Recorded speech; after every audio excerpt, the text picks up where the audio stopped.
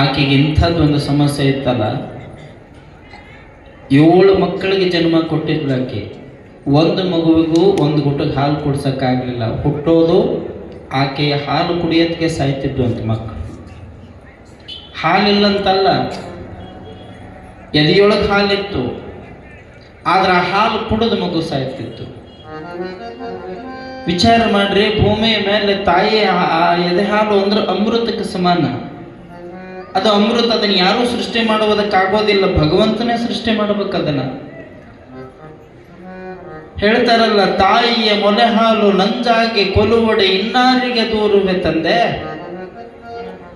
ಯಾವುದರ ಇನ್ನೇನರ ಹೊರಗೆ ತಗೊಳ್ಳೋದು ವಿಷ ಆದ್ರೆ ಆಗ್ಲಿ, ಆದ್ರೆ ಯಾವುದು ಅಮೃತ ಆಗಬೇಕಾಗಿತ್ತು ಅದೇ ವಿಷ ಆದ್ರೆ.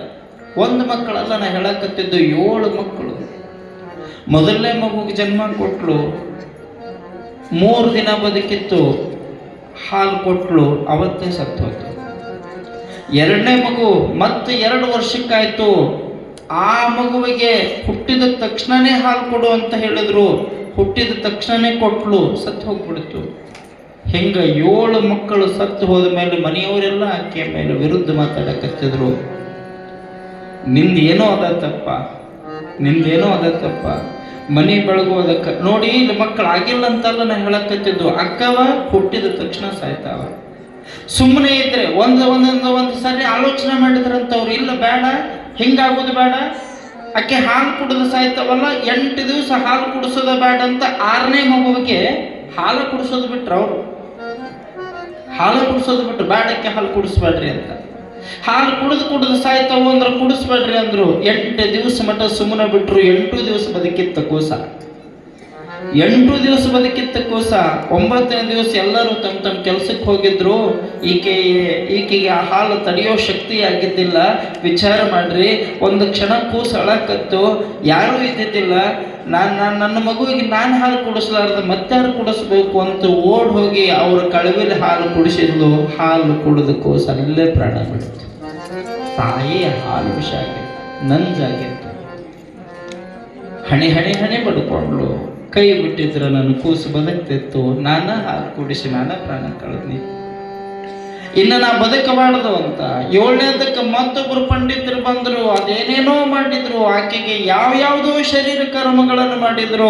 ಏನು ಮಾಡಿದ್ರು ಕೂಡ ಹುಟ್ಟಿದ ಕೂಸು ಹಾಲು ಕುಡಿಯೋದು ಸಾಯೋದು. ಆ ಮನುಷ್ಯನಿಗೆ ಸಾಕಾಗಿತ್ತು. ಮುಗ್ಧ ಸಂಗಮೇಶನ ಲೀಲೆಗಳನ್ನು ನೋಡಿದ, ಓಡ್ ಬಂದು ಪಾದ ಹಿಡ್ಕೊಂಡೆಪ್ಪ, ನನ್ನ ಮನೆಗೆ ಬರಬೇಕು, ನನ್ನ ಮನೆ ಉದ್ಧಾರ ಮಾಡಬೇಕು.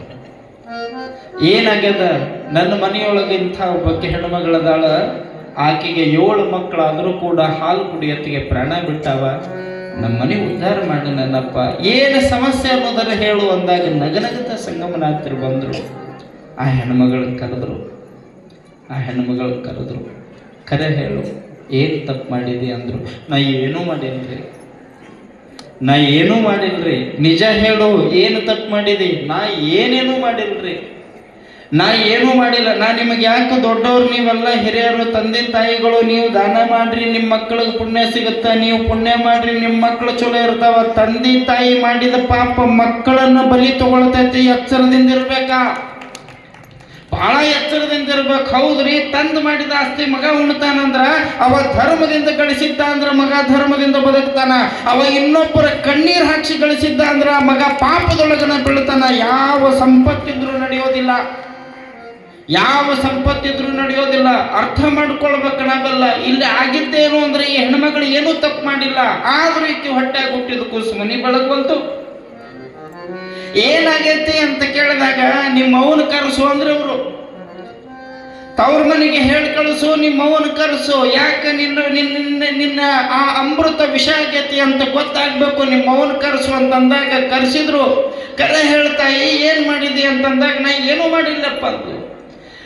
ಸುಳ್ಳಂತೂ ಅಲ್ಲವೇ ಅಲ್ಲ, ನೀನು ಮಾಡಿದ್ದು ತಪ್ಪದ, ಕರೆ ಹೇಳು ಅಂತಂದಾಗ, ಇಲ್ಲಪ್ಪ ನಾನು ಏನೂ ಮಾಡಿಲ್ಲ ಅಂತಂದಾಗ ವಿಚಾರ ಮಾಡಬೇಕು. ನೀನು ಹೇಳ್ತೀಯೋ ನಾನು ಹೇಳೋ ಅಂದ್ರು ಸಂಗಮನಾಥರು. ಏನಾಗೈತಿ ಅಂದಾಗ ನಿಮ್ಮ ಮನೆಗೆ ಒಂದು ಆಕಳಿತ್ತು, ಆಕಳು ಹಿಂಡ್ತಿತ್ತು. ಆ ಹಿಂಡಿರುವಂತ ಹಾಲನ್ನ ಎಲ್ಲರ ಮನೆಗೂ ಕೊಡ್ತಿದ್ದಿ, ದೇವರ ಪೂಜೆಗೂ ಕೊಡ್ತಿದ್ದಿ, ಹೌದಲ್ವೋ? ಹೌದಪ್ಪ. ಆಕಳ ಕರ ಹೆಂಗ್ ಸತ್ತು ಅಂತ ಕೇಳಿದ್ರು ಅವರು. ನಿಮ್ಮ ಮನೆಯಾಗಿದ್ದ ಆಕಳಿತ್ತಲ್ಲ, ಹಾಲು ಹಿಂಡಿ ಇಡೀ ಊರಿಗೆ ಕೊಟ್ಟು ರೊಕ್ಕ ಮಾಡಿದಲ್ಲ, ಆಕಳ ಕರ ಹೆಂಗ್ ಸತ್ತು ಅಂತ ಕೇಳಿದ್ರು. ಗೊತ್ತಿಲ್ಲಪ್ಪ. ನಿನಗೆ ಗೊತ್ತಿಲ್ಲದ ಯಾವ ಆಟನೂ ಇಲ್ಲ, ಕರೆ ಹೇಳು ಅಂತಂದಾಗ ತಲೆ ತಳಗಿಟ್ಲು. ನೀನು ಹೇಳಿದ್ರೆ ನಿನ್ನ ಮಗಳಿಗೆ ಪರಿಹಾರ, ಹೇಳದೆ ಇದ್ದಿ ಅಂದ್ರೆ ಇನ್ನು ಮುಂದೆ ತಲೆಮಾರು ಹಿಂಗಾಗತ್ತಂದಾಗ ತಲೆ ತೆಳಗಿಟ್ಟಿದ್ಲು, ಕೈ ಮುಗಿದ್ಲು, ಕ್ಷಮಾ ಮಾಡಪ್ಪ, ಕರ ಕುಡಿತು ಅಂತಂದ್ರೆ 2 ಲೀಟರ್ ಹಾಲು ಕಡಿಮೆ ಅಕ್ಕವು ಅಂಥೇಳಿ ಹಾಲಿನೊಳಗೆ ವಿಷ ಬೆರೆಸಿ ಆ ಕರ ನಾನ ಕೊಲೆ ಮಾಡೀನಿ. ಹಾಲಿನೊಳಗೆ ವಿಷ ಬೆರೆಸಿ ಆ ಕರ ನಾನ ಕೊಲೆ ಮಾಡೀನಿ ಎಂದಾಗ ಬಾಯಿ ಇದ್ದವರು ಏನು ಬೇಕಾದರೂ ಮಾಡ್ತೀರಿ, ಬಾಯಿ ಇಲ್ಲದು ಯಾರು ಮುಂದೆ ಹೇಳ್ಕೊಳ್ಬೇಕು. ಅದಕ್ಕೆ ನಮ್ಮವ್ರು ಅಂದ್ರು, ಒಲೆ ಹತ್ತಿ ಉರಿದಡೆ ನಿಲ್ಲಬಹುದಲ್ಲದೆ ದರೆ ಹತ್ತಿ ಉರಿದಡೆ ನಿಲ್ಲಲಾರದು. ಏರಿ ನೀರುಂಬೊಡೆ ಬೇಲೆಯೇ ಎದ್ದು ಹೊಲವ ಮೈವಡೆ, ನಾರಿ ತನ್ನ ಮನೆಯಲ್ಲಿ ಕಳುವಡೆ, ತಾಯಿಯ ಮೊಲೆ ಹಾಲು ನಂಜಾಗಿ ಕೊಲುವಡೆ, ಇನ್ನಾರಿಗೆ ದೂರುವೆ ತಂದೆ ಕೂಡಲ ಸಂಗಮ ದೇವ. ಯಾರಿಗೆ ಕೇಳೋ, ಯಾರು ರಕ್ಷಣೆ ಕೊಡಬೇಕಾಗಿತ್ತೋ ಅವರ ಭಕ್ಷಕರಾದಾಗ, ಯಾರು ಕಣ್ಣೀರು ಒರೆಸಬೇಕಾಗಿತ್ತೋ ಅವರ ಕಣ್ಣೀರು ಬರೆಸುವಾಗ, ಯಾರು ನಮ್ಮನ್ನ ಕಾಯಬೇಕಾಗಿತ್ತೋ ಅವರೇ ನಮ್ಮನ್ನ ಕೊಲ್ಲೋ ಪರಿಸ್ಥಿತಿ ಬಂದಾಗ ಮತ್ತೆ ಯಾರ ಹತ್ರ ಹೋಗಿ ಶರಗೊಡ್ಡೋದು, ಯಾರ ಹತ್ರ ಹೋಗಿ ಕೇಳೋದು? ಹುಚ್ಚಿ, 20 ರೂಪಾಯಿ ಕೂಲಿಗಾಗಿ ಒಂದು ಜೀವಕ್ಕೆ ವಿಷ ಹಾಕಿ ಕೊಲ್ಲುವಷ್ಟರ ಮಟ್ಟಿಗೆ ಬಂದಿ ಅಂದ್ರೆ ಮತ್ತೆ ನಿನ್ನ ಹೊಟ್ಟೆಯಾಗ ಹುಟ್ಟಿದ ಮಗಳ ಹೇದಿಯೊಳಗ ಹಾಲು ವಿಷಾನ ಆಗ್ತೈತಿ.